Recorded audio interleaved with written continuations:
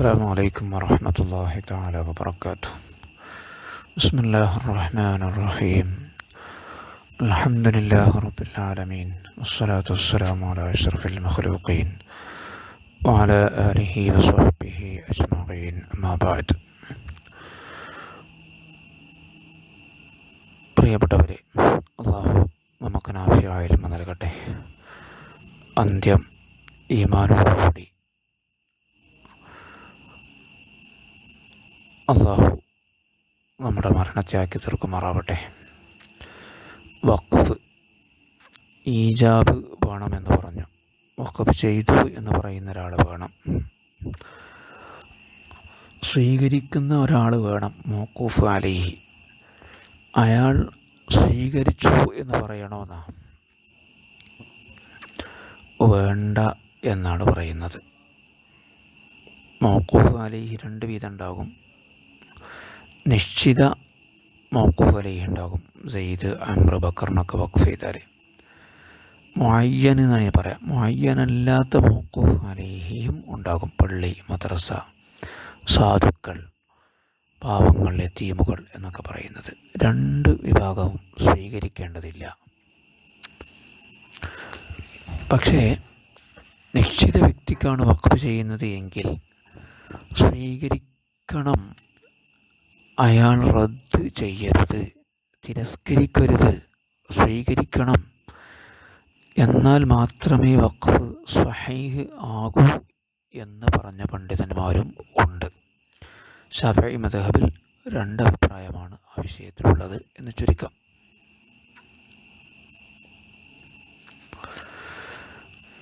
ലാ ഖബൂലൻ ഫലാ യുശ്തറതു വലൗ മിൻ മുഅയ്യനിൻ. മൗഖൂഫ് അലൈഹി നിശ്ചിത വ്യക്തിയാണെങ്കിലും ഖബൂൽ ഷർത്തില്ല.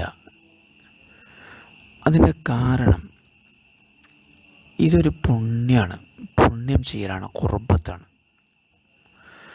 ഇത്തരം ഖുർബത്തുകളിലൊന്നും എന്തില്ല, ഖബൂൽ ഷർത്തില്ലല്ലോ.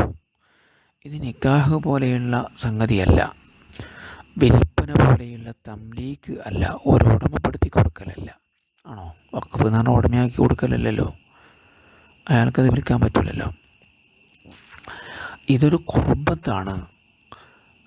അപ്പോൾ എന്തേ വേണ്ടു? വലിഷറത്തു അദമുറദ്ദി, തിരസ്കരിക്കാതിരിക്കണം എന്നേ ഷറത്തുള്ളൂ. എനിക്ക് വേണ്ട എന്ന് പറയരുത് എന്നേ ഷറത്തുള്ളൂ. അയാൾ നിശബ്ദത പാലിച്ചാൽ മതി. വമാ ദക്കർതുഹു ഫിൽ മുഅയ്യനി, ഈ നിശ്ചിത വ്യക്തിയാകുമ്പോൾ അയാൾ വാക്കുകൊണ്ട് സ്വീകരിക്കണമെന്ന് ഞാൻ പറഞ്ഞല്ലോ. ഈ അഭിപ്രായമാണ് വൽ മൻഖൂലു അനിൽ അക്സരീൻ, അധിക പണ്ഡിതന്മാരെ തൊട്ടും ഉദ്ധരിക്കപ്പെട്ടിട്ടുള്ളത്.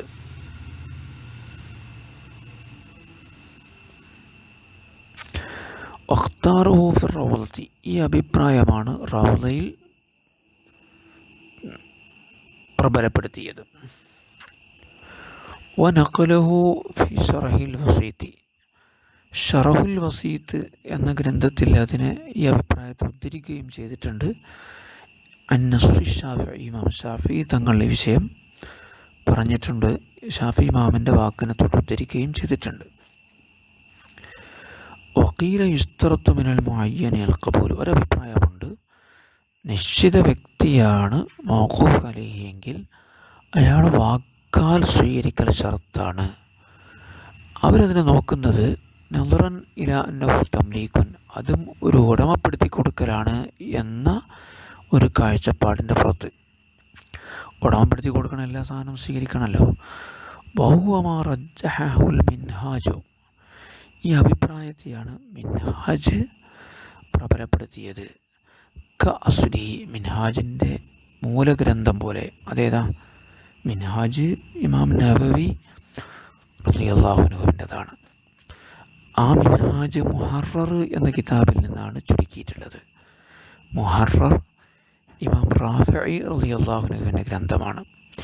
മുഹററിലും മിൻഹാജിലും, ഇമാം നവവി തങ്ങളുടെ മിൻഹാജിലും ഇമാം റാഫിഈ തങ്ങളുടെ മുഹററിലും ഖബൂൽ വേണം എന്നാണ് പറയുന്നത്.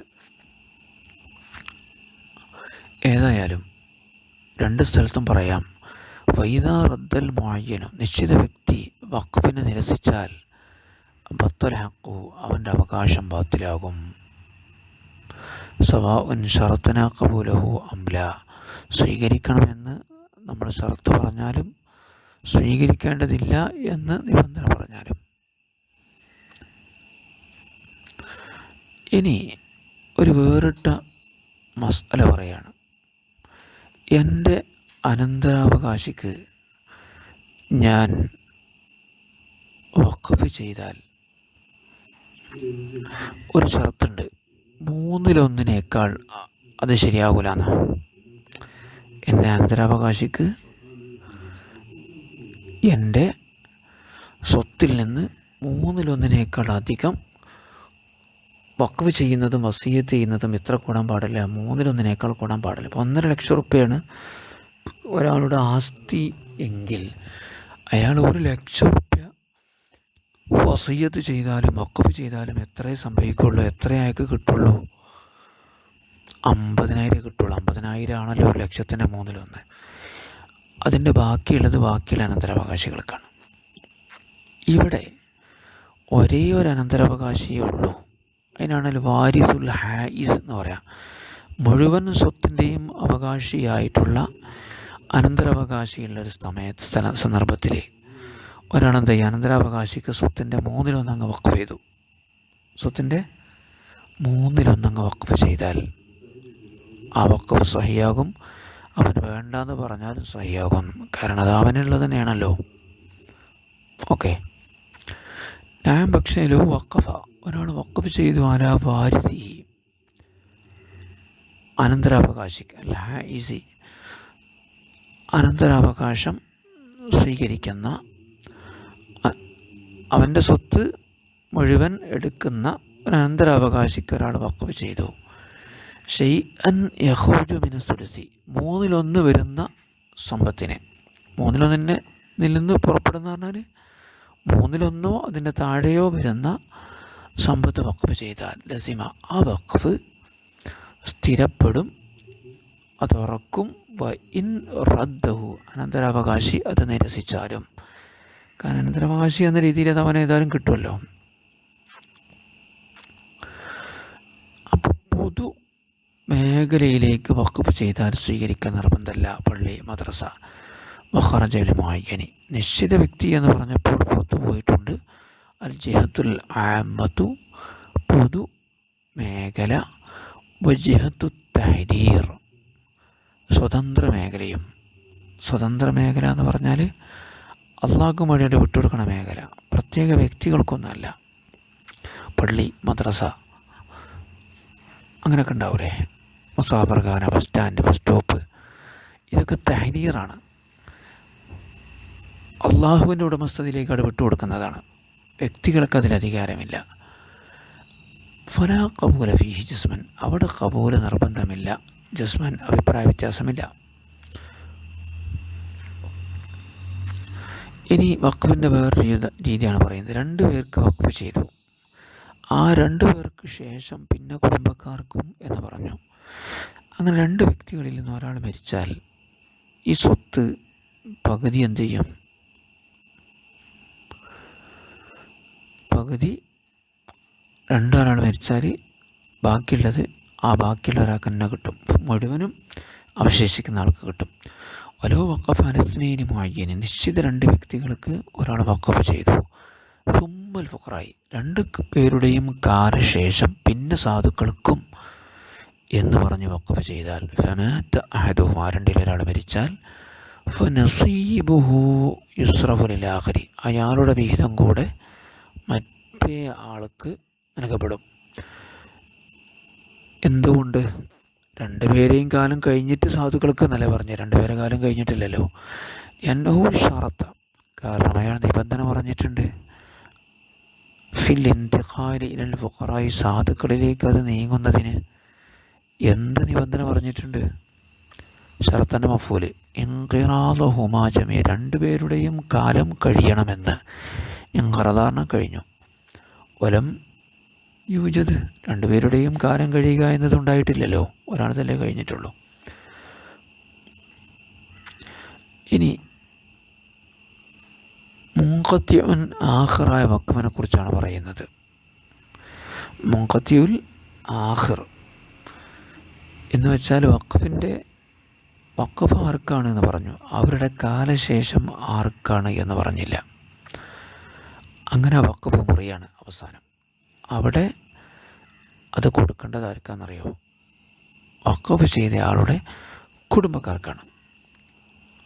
വലവിൻ ഖറദൽ മൗഖൂഫ് അലൈഹിൽ മുഅയ്യനായ മൗഖൂഫ് അലൈഹി തീർന്നു, അവസാനിച്ചു, അയാളുടെ കാലം കഴിഞ്ഞു. ഫി മുൻഖത്തിൻ ആഖിരിൻ,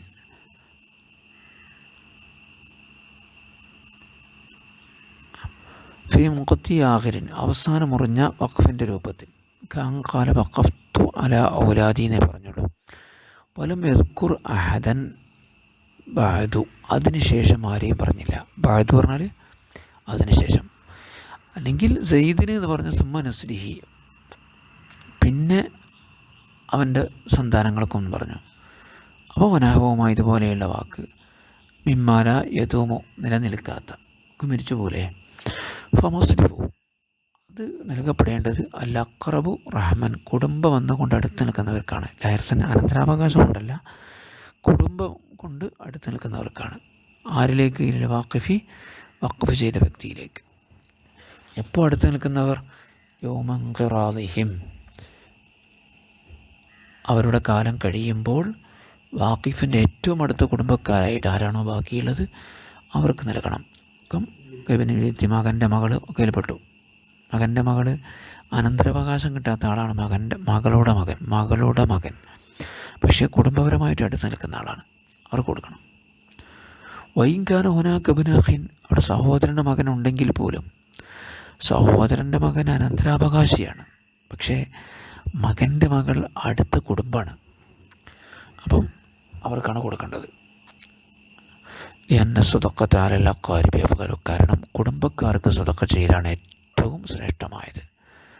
വഅഫ്ളു മിൻഹു, കുടുംബക്കാർക്ക് നൽകുന്ന സ്വതക്കയിൽ ഏറ്റവും ശ്രേഷ്ഠത അസ്സദഖത്തു അല അഖ്റബിഹിം, കുടുംബങ്ങളിൽ നിന്ന് ഏറ്റവും അടുത്ത കുടുംബക്കാർക്ക് നൽകുന്നതാണ്. പിന്നെ ഫഅഫ്ഖരിഹിം, കുടുംബങ്ങളിൽ നിന്ന് ഏറ്റവും സാധുക്കൾക്ക്, കുടുംബങ്ങളിൽ നിന്ന് ഏറ്റവും അടുത്ത കുടുംബക്കാർക്ക് നൽകുക, പിന്നെ അവരിൽ നിന്ന് ഏറ്റവും സാധുക്കൾക്ക്.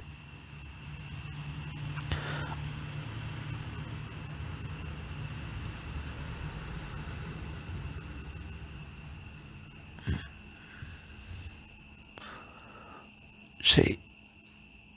ഒമിൻ സമ്മ, അതുകൊണ്ട് തന്നെ യജിബു ഖസ്സബിഹി ഫുഖറാഉഹും, ഈ വഖഫ് ആർക്ക് നൽകാവൂ? സാധുക്കൾക്ക് മാത്രമേ നൽകാവൂ എന്നുമുണ്ട്.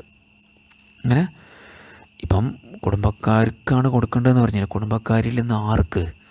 സാധുക്കൾക്ക് മാത്രം. ഒമിൻ സമ്മ, അതുകൊണ്ട് തന്നെ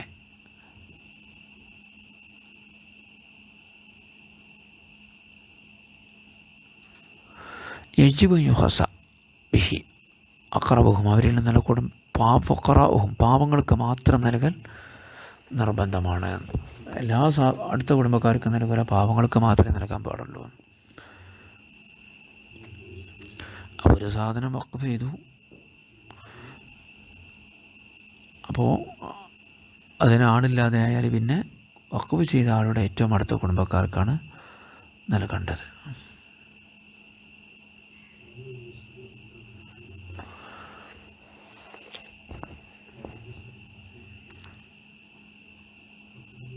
ആരുടെ? വഖഫ് ചെയ്ത ആളുടെ കേട്ടോ. വസല്ലല്ലാഹു വസല്ലമ അലാ സയ്യിദിനാ മുഹമ്മദിൻ വഅലാ ആലിഹി വസഹ്ബിഹി അജ്മഈൻ. അൽഹംദുലില്ലാഹി റബ്ബിൽ ആലമീൻ.